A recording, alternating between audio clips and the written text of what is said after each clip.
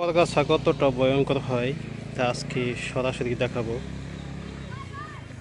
এই দেখেন, এটা মূলত একটি খেজুর গাছ, কিন্তু একটি পরগাছা এসে এটাকে এমনভাবে আষ্টে পৃষ্ঠে জড়িয়ে ধরেছে।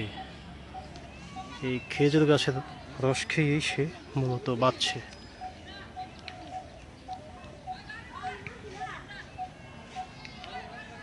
যদিও এখানে দেখা যাচ্ছে ওই পরগাছাটির শিকড় আছে, সেটা দিয়ে মাটির নিচ থেকে রস সংগ্রহ করছে, খাচ্ছে। কিন্তু আসলেই কি তাই?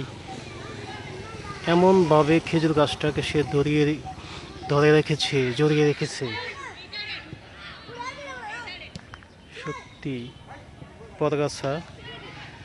তেমনই আমাদের মানব জীবনেও এমন কিছু মানুষ আছে যারা অপরের উপর বাস করে, অপরকে জড়িয়ে ধরে, আষ্টে ধরে অপরের উপর আশ্রয় করে বেঁচে থাকে। তো এই গাছটি হলো সেটার একটা উৎকৃষ্ট উদাহরণ।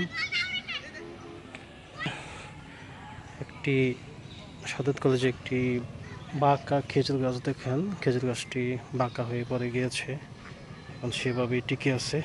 এই যে দেখেন,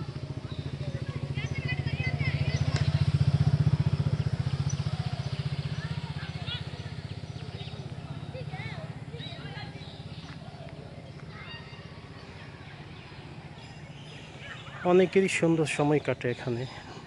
করটিয়া ছোট্ট একটি এলাকা। করটিয়া মূলত দুইটি কারণে বেশি জনপ্রিয়। এক নম্বর হলো করটিয়া হাট, দ্বিতীয়ত সাদত কলেজ। এছাড়া করটিয়ায় উল্লেখ করার মতো আর কিছু নেই, জমিদার বাড়ি ছাড়া। তো উন্মুক্ত স্থান বলতে এই মাঠটাই। এখানেই বিভিন্ন ছেলেপেলেরা সময় কাটায়, সুন্দর সময় কাটায় বিকালবেলা খেলাধুলার জন্য।